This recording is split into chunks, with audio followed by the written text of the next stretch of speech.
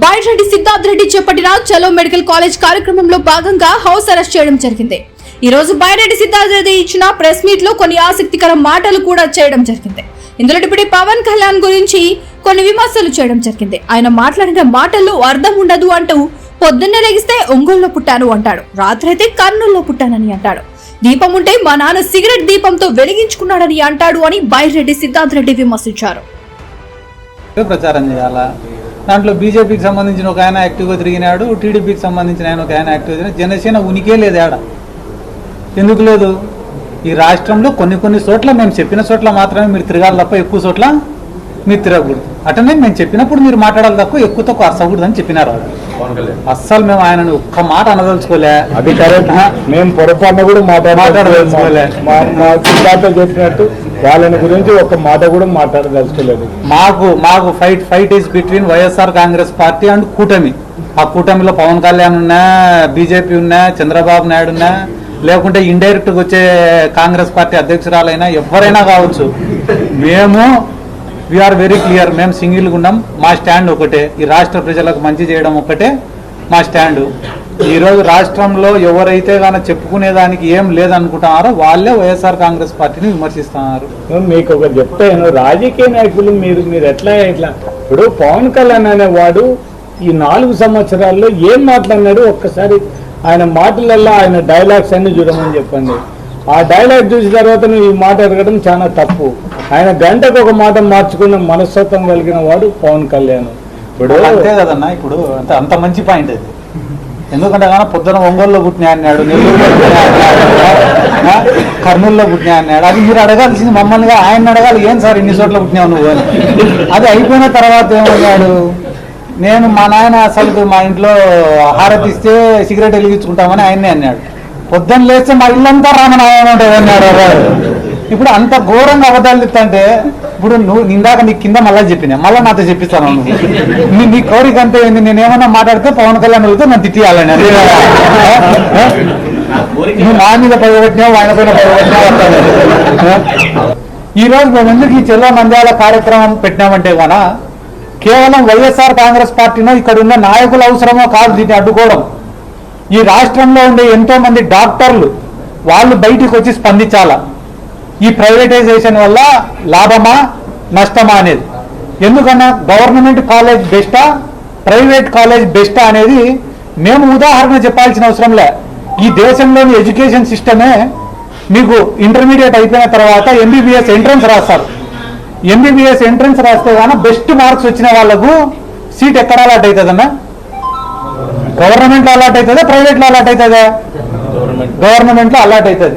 ఎవరికైనా తక్కువ మార్కులు వస్తేనో, మెరిట్ అంతగా లేకపోతేనో, ఫైనల్గా మిగిలిపోయిన కాలేజీలు ఏమైనా ప్రైవేట్ కాలేజీలలో ఉంటే దాంట్లో సీట్ వస్తుంది కౌన్సిలింగ్లో. అంటే ఈ దేశంలో ఉండే ఎడ్యుకేషన్ సిస్టమే మనకు గైడెన్స్ ఇస్తుంది. ఏమని? Best colleges or government colleges అని చెప్పి. అటువంటి గవర్నమెంట్ కాలేజెస్ని నిర్వీర్యం చేసి ప్రైవేట్ పరం చేయాలని అనుకోవడం ఎంతవరకు న్యాయం? లేదు.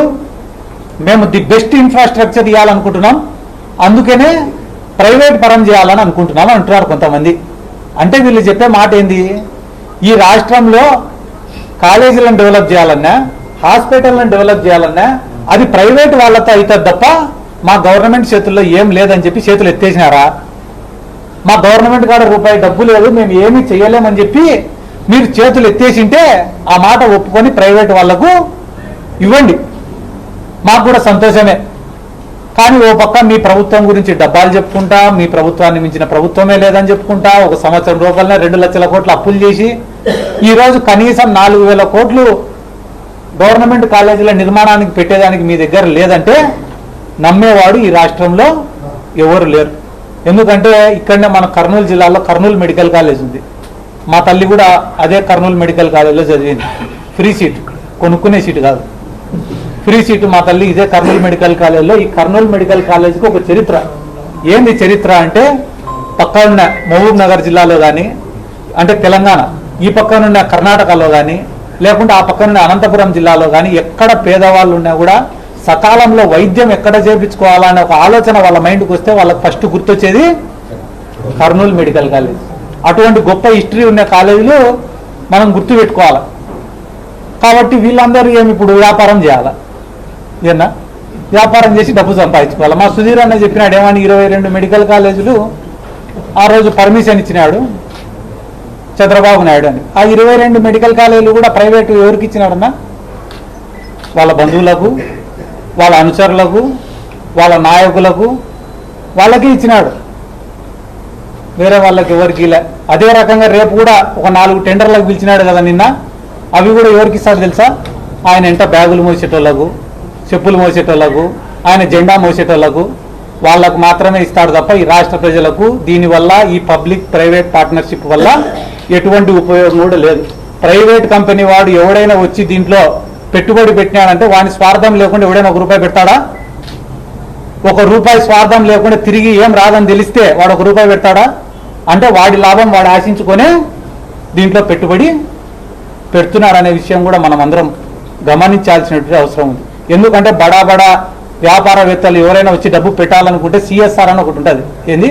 కార్పొరేట్ సోషల్ రెస్పాన్సిబిలిటీ అని. దాని కింద వచ్చి ఒక 50 కోట్లు 100 కోట్లు దానమో ధర్మమో చేసి ఆ మెడికల్ కాలేజ్ పూర్తి చేసి మా పేరు పెట్టండి సార్ అని అడిగేటోళ్ళు కొంతమంది ఉంటారు. అట్లా ఏమైనా పెట్టేదానికి వస్తే మాకు కూడా సంతోషమే. కాబట్టి తప్పుడు ప్రచారాలు చేయడం మానుకొని, ఇంకా నిన్ననే కొంతమంది మాట్లాడడం చూసిన. ఏమ్రా అంటే ఈ జగన్మోహన్ రెడ్డి గారు పెట్టిన ఈ గవర్నమెంట్ కాలేజీలలో కూడా కేవలం 42% కన్వీనర్ కోట, మిగతావన్నీ సీట్లు కూడా అమ్ముకుంటున్నాడని చెప్పి మాట్లాడుతున్నారు. ఒకవేళ మిగతావన్నీ B కేటగిరీ C కేటగిరీ అయినా కూడా వాళ్ళు డబ్బులు కట్టినా కూడా ఆ డబ్బులు వచ్చేది ఎవరికి సార్? గవర్నమెంట్కి వస్తాయి. ఒకవేళ పబ్లిక్ ప్రైవేట్ పార్ట్నర్షిప్లో ఒకవేళ కానీ వాళ్ళు సీట్లు అమ్ముకుంటే డబ్బులు ఎవరికి పోతాయి సార్? ప్రైవేట్ వాళ్ళకు పోతాయి. అంత చిన్న లాజిక్ మర్చిపోయి ఎందుకు సార్ వీళ్ళు అరుస్తున్నారు? ఈరోజు రాష్ట్రంలో 42% అంటే కానీ 150 సీట్లు ఒక్కొక్క మెడికల్ కాలేజీకి మీరు వేసుకున్నా కూడా అదనంగా దగ్గర 600 నుంచి 700 సీట్లు కన్వీనర్ కోటాలో సృష్టించింది కూడా వైఎస్ జగన్మోహన్ రెడ్డి గారు. ఒకటే మాట గుర్తుపెట్టుకోండి, పూర్తి కాలే అని మాట్లాడుతున్నారు కదా తెలుగుదేశం పార్టీ వాళ్ళ నాయకులు. ఒకటే మాట, మెడికల్ కాలేజీలనే ఆలోచన, ప్రభుత్వ మెడికల్ కాలేజీలనే ఆలోచన మాది, ఆచరణ మాది, భూసేకరణ మాది, దానికి నిధులు సమీకరణ కూడా మాదే. ఇవన్నీ మొదలుపెట్టింది మేము. ఈరోజు వచ్చి అమ్ముకొని డబ్బులు తినాలనుకుంటా అనేది మీరు. కాబట్టి ఇవన్నీ కూడా మీ దృష్టికి తీసుకొని వస్తూ ఈరోజు మమ్మల్ని అడ్డుకోవచ్చు, హౌస్ అరెస్ట్ చేయొచ్చు. ఈ రోజుతో ఈ ఉద్యమం అయితే ఆగిపోదు కదా. ఈరోజు ఒక్క పిలుపుకే దాదాపుగా 1000-2000 మంది స్వచ్ఛందంగా విద్యార్థులు గదిలో వచ్చినారు.